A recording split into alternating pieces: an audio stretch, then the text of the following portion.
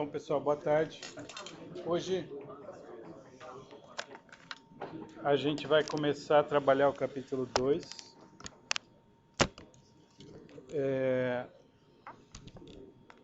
Como eu já havia adiantado, ele trata então do conjunto de instruções da máquina.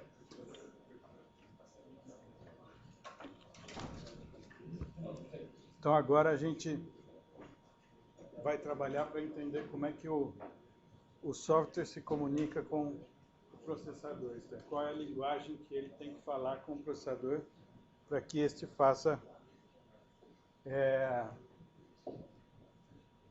as operações que ele deseja.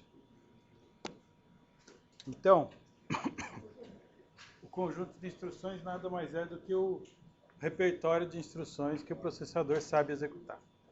Tá bom?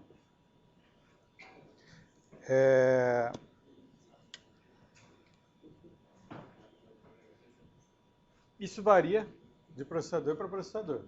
Tá? Cada processador tem o seu conjunto de instruções. Cada arquitetura tem o seu conjunto de instruções.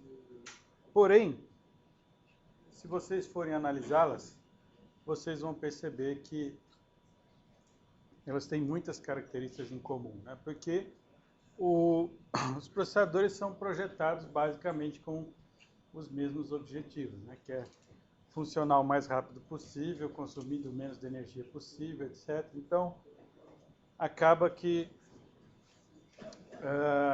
não corre tanta variação assim entre um conjunto de instruções e outro. Se a gente for pegar aspectos históricos aí, você vai ver que lá nos primeiros computadores o conjunto de instruções era bastante simples, porque eles também não tinham como fazer hardware muito complicado. Isso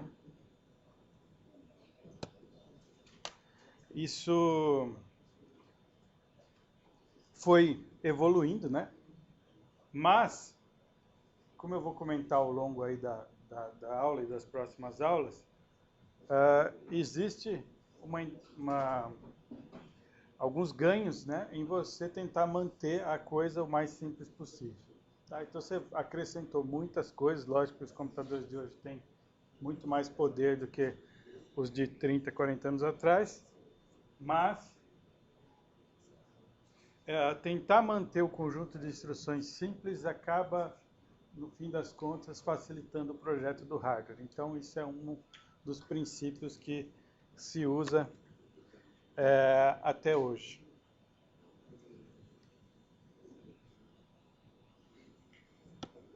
Muito bem.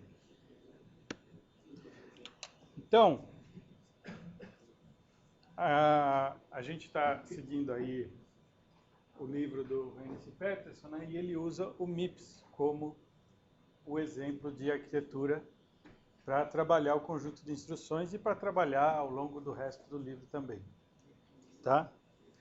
Então, o MIPS é uma arquitetura aí criada em Stanford, que depois se tornou uma arquitetura, um processador comercial, e hoje é uma empresa que é bem conhecida aí nessa área. Ela tem uma parcela considerável no mercado de embedded aí, e o conjunto de instruções do MIPS, ele é bom para aspectos didáticos, porque ele é relativamente simples, porém ele tem tudo que importa e tem todas as características principais que a gente precisa investigar aqui. Então ele é simples, mas não deixa de ser completo. Então ele é uma boa alternativa. É RISC. Ele é parecido, se você for olhar outras arquiteturas RISC também, ele vai ser relativamente parecido com ARM, com PowerPC, com Spark. Então ele é bem representativo aí, é um bom exemplo para a gente seguir. O livro tem apêndices, inclusive, dando mais detalhes ainda sobre conjuntos de instruções, para quem quiser maiores referências. Bom, primeira classe que a gente vai comentar aqui é a classe de operações aritméticas, certo? Então, no MIPS, todas as operações aritméticas vão ter mais ou menos essa cara aqui, ó, que é o nome da operação e 3 operandos, sendo que um é destino e 2 fontes, tá? E no caso aqui, o significado disso é A recebe B mais C. Então, o operando de destino é o primeiro que aparece aqui. Isso é uma das coisas que pode variar, por exemplo, entre conjuntos de instruções. Você pode mudar de arquitetura que o operando de destino não é o primeiro que aparece, é o último. Ou ele pode ser implícito, mas o formato do AD, o que ele faz, não vai variar tanto assim. E o interessante no MIPS é que todas as operações aritméticas vão ter esse mesmo formato. Tá? Então, eu dei aqui como exemplo o add, mas o sub vai ser do mesmo jeito, o end vai ser do mesmo jeito, o or vai ser do mesmo jeito, move, etc. Tá? Então, você vai ter toda uma classe de instruções que vai ter exatamente esse mesmo tipo de formato. No final das contas, como a gente vai ver em mais detalhes no capítulo de construção do processador, isso é um princípio de projeto que vai fazer com que seu hardware possa ser bem mais regular. Tá? Então, nós vamos ver que o fato de todas as instruções aritméticas terem o mesmo formato vai fazer com que sempre o processador saiba exatamente onde estão os operandos dela naquela cadeia de bits que vem da memória e que ele tem que decodificar. Isso vai facilitar o trabalho de decodificação, vai facilitar o trabalho de busca dos operandos. Então, essa escolha de regularidade, de pegar um formato e repeti-lo para todas as instruções aritméticas, não é somente para deixar o assembly mais simples para você escrever. Na verdade, isso tem uma razão de projeto do processador que a gente vai ver depois. Ele acaba fazendo a implementação do processador ficar mais simples. E normalmente, quando você está se tratando de hardware, aquilo que você consegue fazer um hardware mais simples, você consegue fazer o hardware rodar mais rápido depois. Então,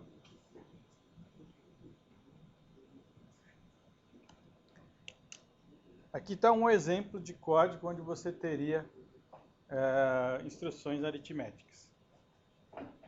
Você tem uma operação aqui, uma linha de código que em C, e como que essas operações seriam traduzidas pelo compilador para uma linguagem de montagem do MIPS. Bom, a linguagem de montagem é composta de operações simples. Tá? Você não vai ter uma instrução que resolve essa expressão inteira, por exemplo. Então, o que acontece? Acontece que o compilador ele vai quebrar essa sua linha de código fonte em C em várias linhas de linguagem de montagem. Via de regra, é isso que acontece. A linguagem de alto nível, ela abstrai muita coisa que você tem que fazer. Então, normalmente uma linha de código em linguagem de alto nível não é mapeada diretamente a uma instrução assembly. Você vai ter que fazer isso em mais passos. Né? Basicamente, você quebra essa linha em várias operações que a máquina sabe computar. Né? Então, aqui, o que aconteceria é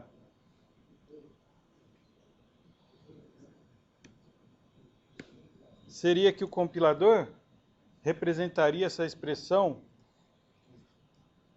em alguma forma intermediária aí, mas poderia ser algo parecido com isso aqui.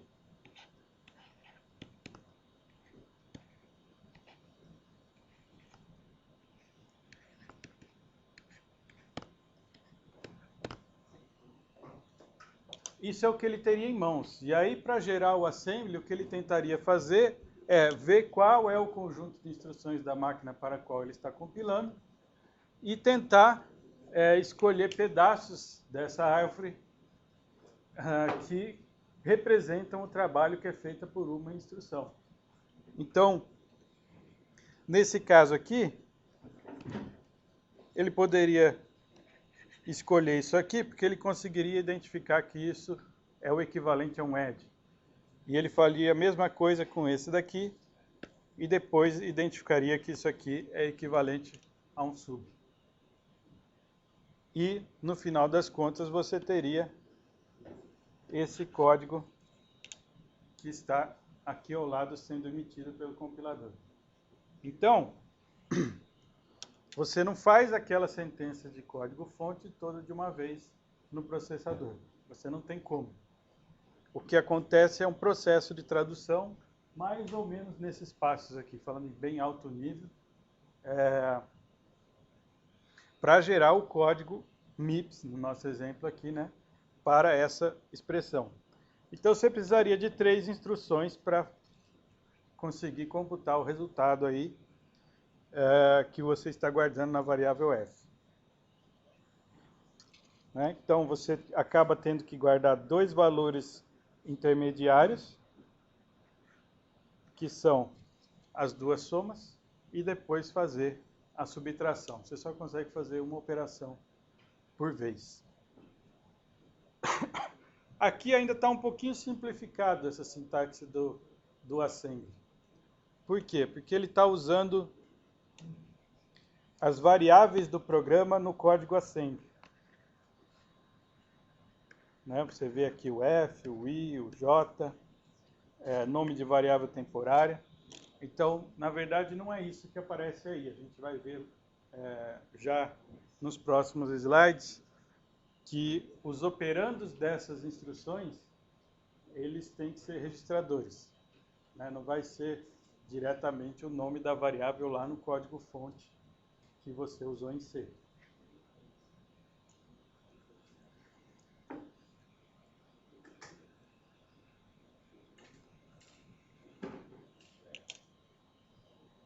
Muito bem. Então, como eu estava falando em MIPS, você tem operandos nas instruções aritméticas que são, na verdade, os registradores. Tá? E no MIPS você só pode ter registradores como operando das instruções aritméticas. Isso também não necessariamente é verdade para todas as arquiteturas, mas no MIPS é assim. O que ele tem, então? Ele tem uma coisa que a gente chama um banco de registradores, isto é, ele tem um conjunto de registradores que são 32, e só 32. Cada um deles tem 32 bits. Tá? E os dados, então, que as instruções aritméticas operam, têm que estar nesses registradores.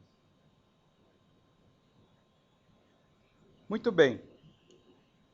Por quê? Qual é a ideia? Então, o que acontece? Registradores são uma espécie de célula de memória. Tá? A grande vantagem deles é que eles estão lá dentro, né, do data path do processador. E o acesso a eles é muito rápido. Tá? Então, a instrução de add, ela tem ali disponível os 3 operandos que ela precisa, ela consegue acessá-los de maneira a computar a operação e conseguir produzir o resultado, tudo isso dentro de um ciclo, talvez, dependendo de como é que você projeta o processador.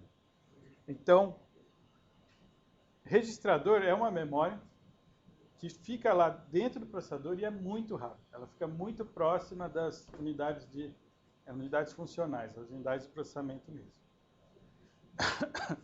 Só que para conseguir ser muito rápida, ela não pode ser muito grande. Então, por isso que só tem 32 registradores. Eles escolheram, os projetistas, fazer só 32 registradores. Provavelmente é um número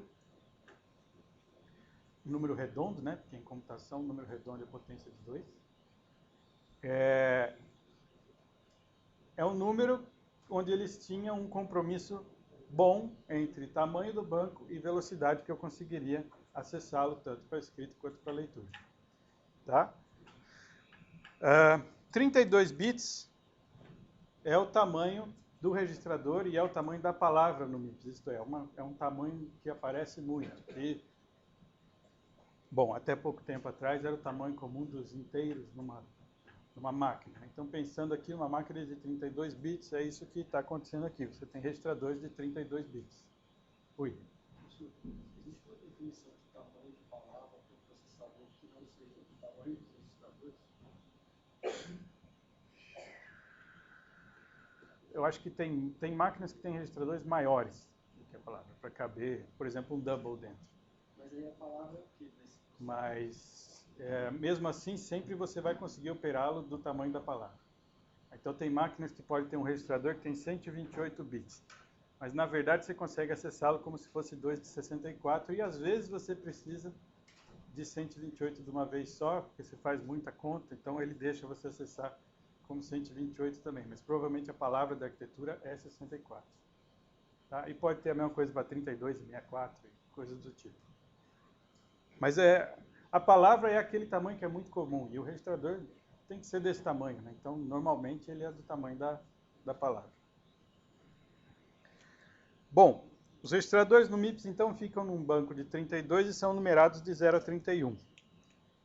Só que as pessoas gostam de convenção de nomes para as coisas, né? Para tentar facilitar a escrita do código. Então, o mais comum não é você escrever o código assembly em MIPS usando o número dos registradores, e sim usar alguns nomes que eles recebem que tem algum significado que ao longo aí das aulas a gente vai aprendendo. Então, cifrão T0, cifrão T1, cifrão T9 são nomes que existem lá. É pura convenção. Tá? No fundo, isso é um registrador 12, 13, 14 ou 15, alguma coisa assim. Tá? S0, S1 até S7 também existe. Você consegue escrever isso e o montador entende, ao invés de escrever registrador 1, 2, 3, 4, 5, etc. Bom, então, como eu já comentei, aqui está embutido um outro princípio que é menor é mais rápido. Então, por isso que o banco de registradores ele tem um tamanho limitado. Então, você pode comparar isso com a memória principal. Você vai ver que a memória principal tem lá os seus gigabytes. E aqui você vai ter alguns registradores apenas. Em compensação, a diferença de velocidade de acesso vai ser também muito grande. E então, aquele nosso código, se for usar nomes de registradores do MIPS, você poderia dizer então que as variáveis do programa foram colocadas nesses registradores S aqui, de S0 a S4, e você está usando 2 dos temporários para fazer os valores intermediários que você precisa computar.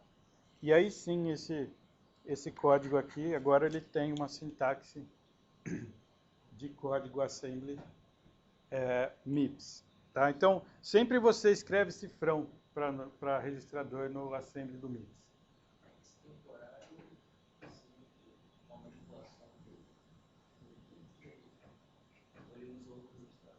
É outro registrador. É um do 0 a 31. Eu não sei de cabeça qual número ele representa, mas você tem 32 registradores e qualquer coisa que você vai fazer, você vai usar um desses 32.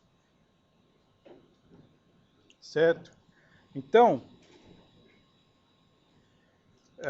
toda e qualquer operação aritmética no MIPS vai ter essa cara aqui. A gente usou o add sub de exemplo, mas vai servir para as outras também. Se você olhar no livro, inclusive, no início do capítulo, ele já te dá uma tabela de todas as instruções que ele deve usar ao longo do texto. Então, é um número razoável, mas não é muito grande. A tabela cabe em menos de uma página. Tá? Então, não é você consegue fazer bastante coisa sem precisar ter um número muito grande de instruções. Lógico que, o que isso acarreta? Acarreta que operações complicadas acabam sempre sendo quebradas em um monte de operações simples. Então, talvez você pudesse ter instruções no seu conjunto de instruções mais complexas, do tipo, uma que aparece bastante é multiply e accumulate. Você tem uma instrução que é alguma coisa do tipo mac e alguma coisa. Ela multiplica e já soma e guarda em um lugar.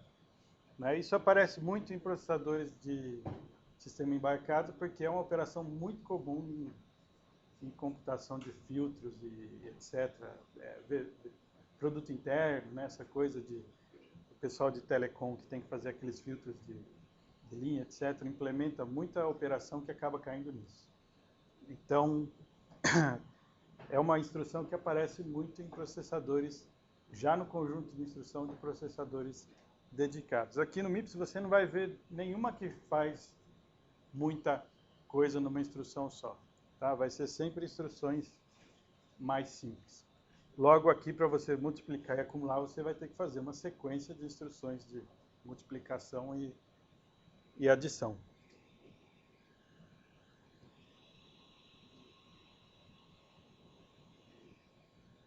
Tudo bem? Muito bem.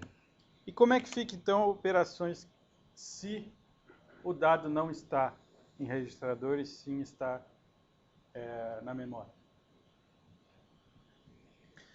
Então, o que vai para a memória? Bom, você pode pensar assim, registradores têm 32 bits, tá bom, ali eu vou guardar as minhas variáveis inteiras, as minhas variáveis booleanas, minhas variáveis, pensando em variáveis simples aí, né? Mas aí você começa a pensar em coisas mais complexas que aparecem nos programas, tipo um array, uma estrutura, né? Um registro com vários campos. Onde é que isso vai parar? Não cabe num registrador. Então esse é o tipo de coisa que vai parar na memória. Tudo que você faz em C com um malloc, por exemplo, que você aloca dinamicamente, né, enquanto o programa está rodando, vai também parar na memória. O problema aqui, tudo bem, isso aqui vai tudo para a memória. Mas eu quero fazer computação com esses dados também. Né? Eu preciso operar, somar, multiplicar, subtrair, o que for, em dados que podem estar na memória. Os elementos de um vetor, por exemplo. Então, o que eu tenho que fazer no MIPS para isso? O MIPS só faz essas operações se os dados estiverem em registrador. Logo, eu tenho que ter um meio de trazer da memória para os registradores. Tá? Então, é disso que a gente está falando aqui. Você tem que ser capaz de carregar valores e guardar valores na memória. Carregar da memória para o registrador e guardar do registrador para a memória. Tá? Um outro motivo forte para você ter que ter esse tipo de coisa é que mesmo que não seja arrays, não seja estruturas complicadas, o seu programa, fonte, pode ter mais de 32 variáveis. Certo? Então, o normal é você nem ter registrador suficiente para guardar o número de variáveis locais que você declara no seu programa. Porque também ele não consegue gastar todos esses 32 só com suas variáveis locais. Tem um monte de outras coisas de controle que ele acaba usando isso, os registradores, para operar. Então, o que acontece? Aí você fala, tá bom, mas aí quem vai para registrador e quem vai para memória? Como é que você escolhe? Na verdade, quem escolhe é o compilador. Tá? Esse é um dos trabalhos do compilador e provavelmente um dos mais importantes que ele tem para fazer. Porque ele tem que fazer essa escolha de maneira que o seu programa rode rápido. Isto é, as coisas que você usa muito, os valores que você usa frequentemente, deveriam estar nos registradores, para que o programa rode mais rápido. Porque se for tudo para a memória, você vai ficar fazendo carga da memória e isso é muito lento. Então, essa é uma das otimizações que o compilador faz, que dá o maior impacto no desempenho do seu programa. Bom, no MIPS, a memória é endereçada a bytes. Tá? Então, cada endereço identifica um conjunto de 8 bits, um byte. Porém, como eu já falei, a palavra do MIPS são de 4 bytes, né, 32 bits. Logo, elas estão guardadas, alinhadas na memória de 4 em 4. Tá? Então, você tem lá a sua memória e no endereço 0, por exemplo, você tem a sua primeira palavra, só que essa palavra não ocupa só 1 byte, ela ocupa 32 bits, que são 4 bytes. Então, essa primeira palavra vai ocupar 1, 2, 3, 4 posições, que são o endereço 0, 1, 2 e 3. Tá? E aí, no endereço 4, que começaria uma segunda palavra. Tá? Então, o MIPS, a memória é endereçada a bytes, mas as palavras estão sempre alinhadas de 4 em 4.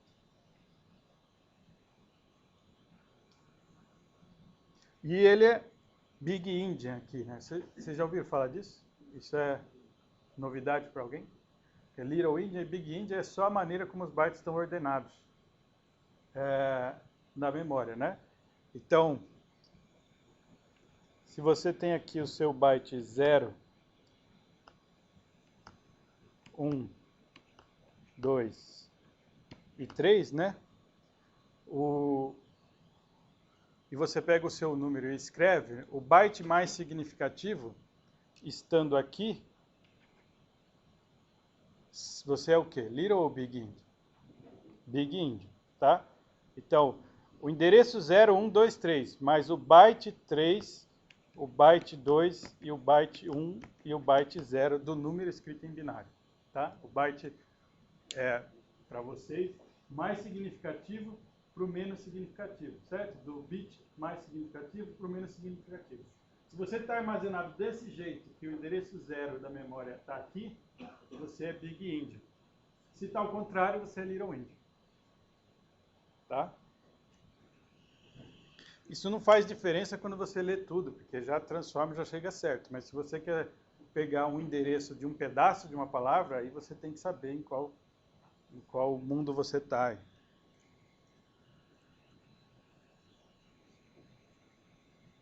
Por exemplo, os Intel são Little Endian. O x86. Na verdade, hoje em dia o MIPS aceita os dois. Tem para operar nos dois, isso está se tornando comum. O PowerPC também já aceita os dois, o ARM que aceita os dois. Ele aceita operar nos dois modos. Tá?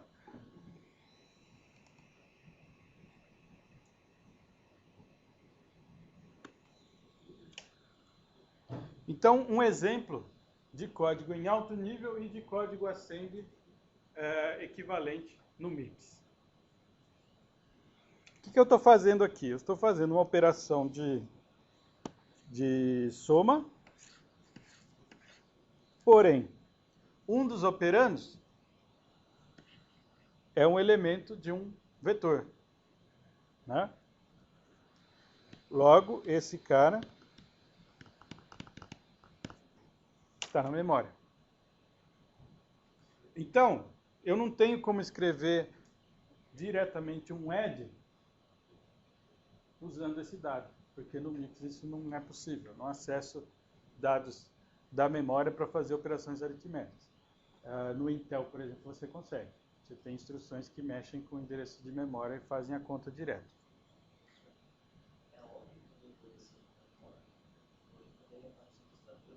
Normalmente não, porque normalmente você não tem registradores para guardar todos os elementos de um vetor. Num código muito otimizado, talvez você conseguisse guardar alguns elementos se são muito frequentes e você tentar levar esses para registrador e deixar o resto em memória, mas o normal é estar sempre alocado na pilha, que a gente fala que é o... Seria possível fazer, mas tem que ser um vetor muito pequeno e tem que justificar muito bem o uso. Normal é o compilador colocar isso direto na pilha, tá? Que a gente vai falar um pouquinho do formato que fica essa memória mais para frente, para você entender o processo de execução disso aqui depois. Bom, como é que é o código MIPS compilado, então? Como é que seria o assembly? Você vai ter duas instruções, uma para carregar o dado e outra para efetivamente fazer a conta. O nome da instrução que carrega o dado é o load, que no MIPS eles chamam de load word, porque ele carrega uma palavra. Tá? Então, veja só, o que você está fazendo aqui? Qual que é o formato dessa instrução de load? Você tem esse registrador aqui, que é o destino. Tá? O load ele vai trazer da memória para um registrador. Certo? Então eu tenho aqui meu banco de registradores e tenho aqui a memória. O load é nesse sentido. Tá? E o contrário do load vai ser depois o store, que é store word, também SW, que vai levar do registrador para a memória. Então, o T0 é o destino da instrução. É onde ele vai pegar o dado que ele traz da memória e armazenar. Tá, mas então o que é essa parte que está aqui, ó?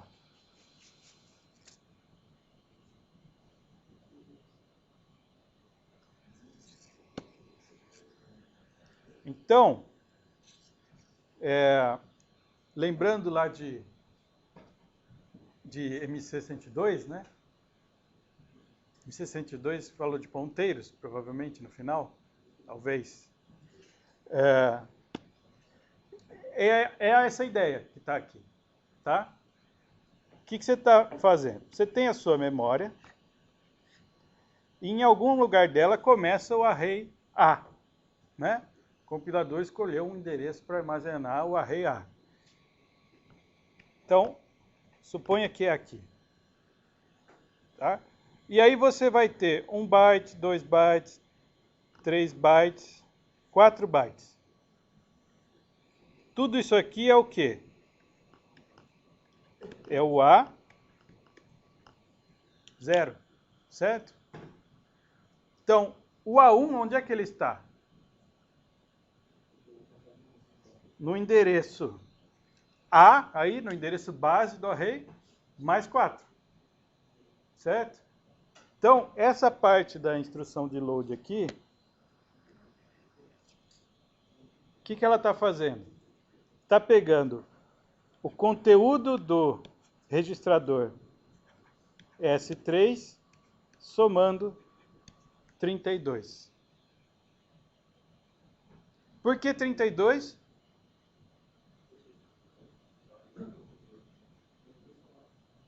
Porque eu quero o A8. E cada elemento ocupa 4 bytes. E a minha memória é endereçada em bytes. Então, isso aqui é porque eu quero 8 vezes 4. Tá certo? E esse 8 aqui é por causa desse 8 aqui. Então, no fundo, essa conta aqui te dá o endereço de A8. Certo? E é isso que a instrução de load está fazendo aqui.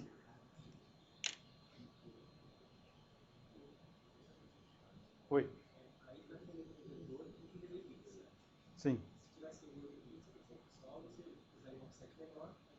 mas não com load word, porque essa aqui é para carregar palavras. Você vai ter, por exemplo, você vai existir depois no conjunto de instruções uma instrução que é LB, que é load byte.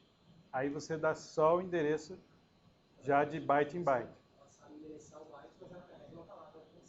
E já tira o byte para você que você quer. Se você pôs o endereço certo do byte, já vem o byte que você quer. Já. É. Se a soma do endereço com o offset é fora do não pode dar. Aí não vai funcionar. Você só pode acessar a memória de forma alinhada no MIPS. Ele só aceita que você dê load word de endereços múltiplos de 4. Tá? Eu acho que o montador nem deixa você montar se não for assim. Tá?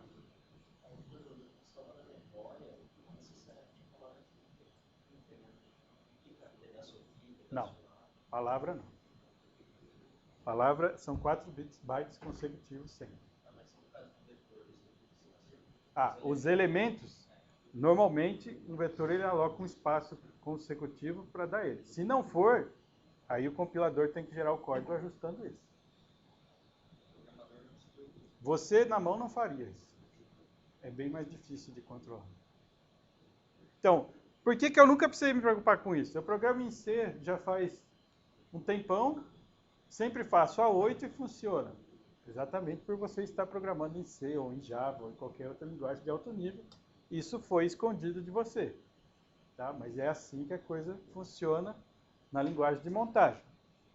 Na verdade, acho que vocês já fizeram pelo menos um curso que mexeu um pouco com linguagem de montagem. Né? Então, imagino que vocês já tinham essa noção aqui. Que processador foi usado no 404? ARM. Então não é muito diferente disso, certo? Os formatos e a coisa não é muito diferente disso. Mas esse tipo de coisa é igual em... Talvez mude o tamanho da palavra que você tinha que fazer as contas, mas é igual para qualquer arquitetura. Então, o nome que você vai encontrar no livro ali para esses dois campos que estão nesse cálculo do endereço é offset e registrador base. Tá? Então é offset e registrador base. O registrador base é onde está o endereço base e o offset é o quanto você quer a partir dele. Você pode escrever o código de outras formas também. Por exemplo, você pode fazer uma conta e guardar o resultado num registrador. E essa conta é exatamente o endereço que você quer acessar. Então, o endereço já está computado e guardado dentro de um registrador. Como é que você vai fazer um load que faz isso? Você põe o 0 no offset e põe o registrador ali. Se o endereço já está computado ali dentro, ele vai trazer o dado para você. Então, não se assustem se você pegar exemplos de código ou alguma coisa assim, que tenha 0 no offset. Isso é bem comum de aparecer. Provavelmente o endereço foi resultado de alguma conta anterior, foi guardado num registrador e aí ele está usando só o registrador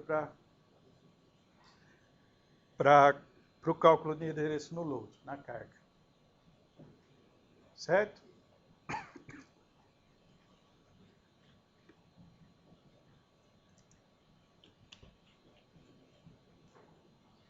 Então, nesse código aqui, ele assumiu que S3 é o base e o H está no S2. Por isso que ele colocou S2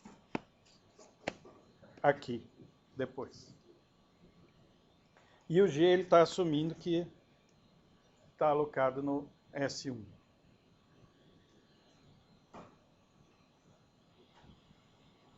Tudo bem? Entendido o load?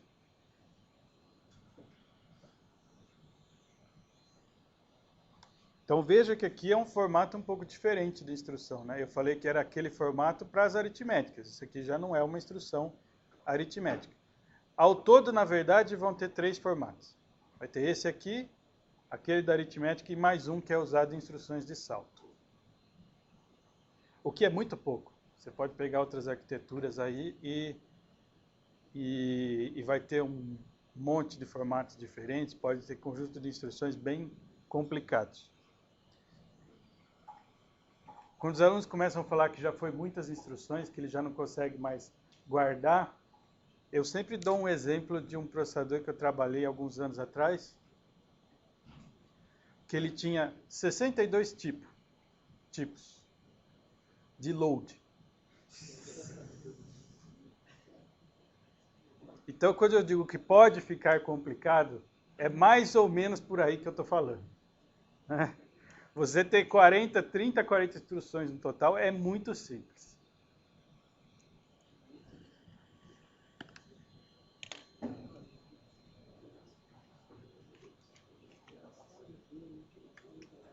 Era um processador embarcado VLW, se eu não me engano, da Texas.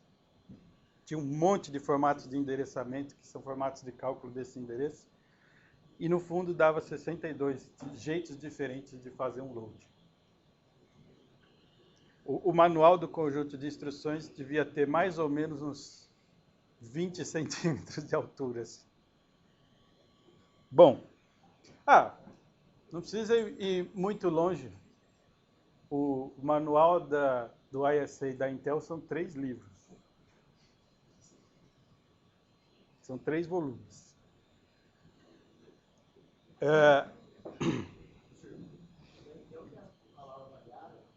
Sim.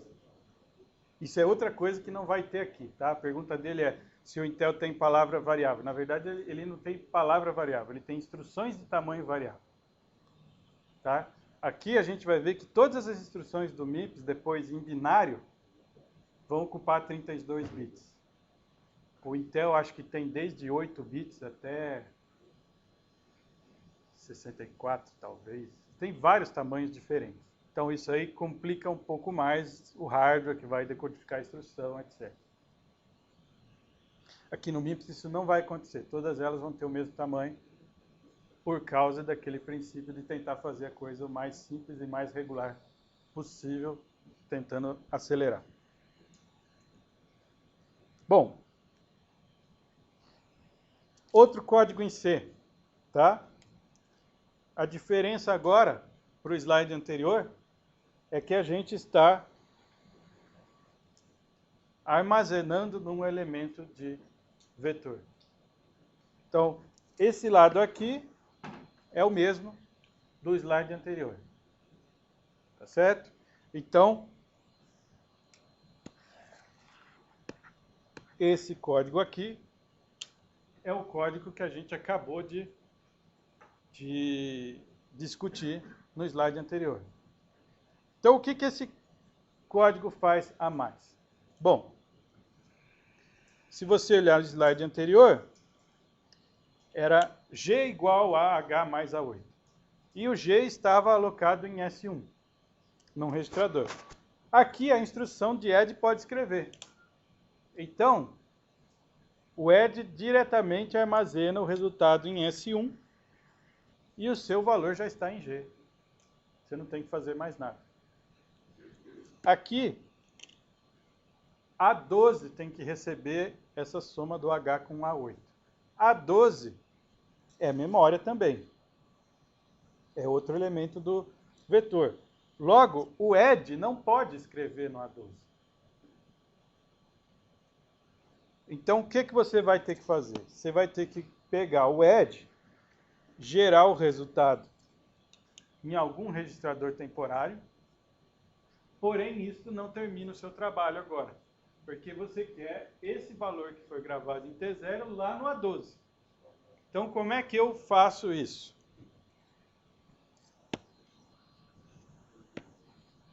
Isto aqui, da mesma maneira que o load, é o endereço do A12, né?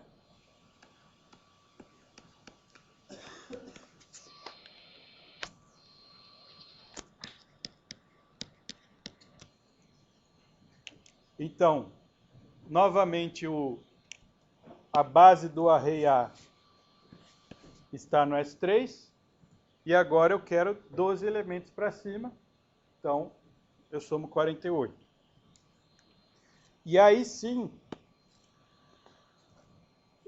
tem uma diferença que na escrita é igual, no formato de escrever é igual, mas o papel do registrador é diferente, então você não pode confundir isso. No load, esse registrador em verde aqui seria destino do dado, certo? Ele viria da memória e seria escrito no T0. No store, ele é fonte, né? É o dado que vai sair daí e vai ser armazenado na memória, no endereço que está especificado no resto da instrução. Então é essa figurinha que eu fiz no slide anterior aqui. O load é memória, registrador. E o store é registrador, memória. O formato de escrita é igual. Tá? É exatamente igual. Só que, neste caso aqui, do load, isto aqui é um operando de destino. No caso do store, isso aqui é um operando fonte.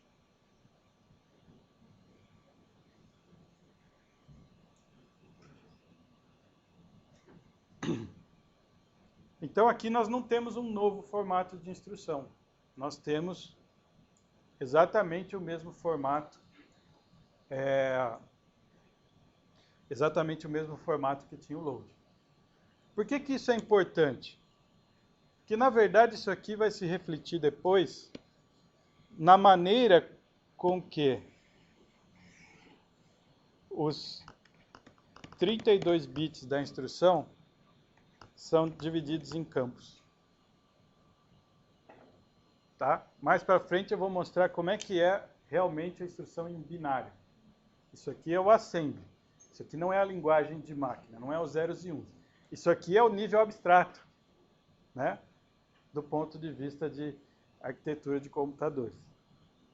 Então, você em alguma hora vai ter que transformar isso aqui, né, essas instruções, num conjunto de 32 bits. E você vai ter espaços reservados para cada um dos operandos que tem na instrução. Então, quanto menos formatos diferentes você tem de escrever, menos formatos diferentes que você vai ter ali depois para trabalhar nos bits. Então, esses daqui que eu falei que vão ser 3 formatos diferentes no MIPS. Essa subdivisão da instrução em campos. Aí, como ela tem 3 formatos diferentes, ela reflete que você tem 3 formatos diferentes na hora de escrever o assembly.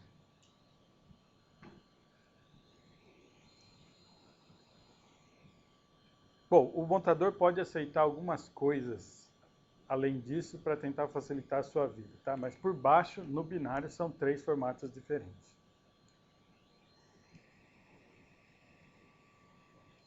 Tudo bem?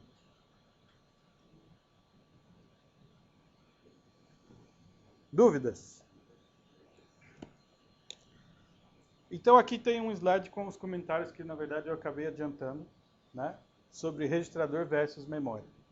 O registrador é bem mais rápido de acessar. Se você tem os seus operandos e precisa fazer operações aritméticas nele, você está na memória, você tem que trazer para registrador. Isso significa mais instruções para executar, isto é, mais tempo gasto para executar o programa. E essa tarefa de escolher quais variáveis, quais dados do seu programa vão estar em registrador e quais vão para a memória, normalmente é feita pelo compilador e ele tenta aproveitar o máximo possível os registradores, mas normalmente os programas têm mais dados do que você tem registradores, já que você só tem 32.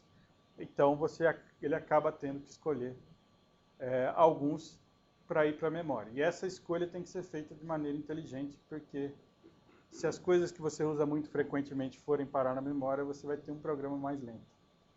Tá? Então, o que ele chama de SPIL aqui, ó, é essa análise que o compilador faz, e aí ele marca algumas coisas e fala, isso aqui eu vou colocar na memória. Você colocar na memória é o que ele chama de SPIL. Tá? Então, isso é realmente muito importante para o desempenho dos programas. O compilador tem que fazer isso com bastante cuidado. Certo? Dúvidas?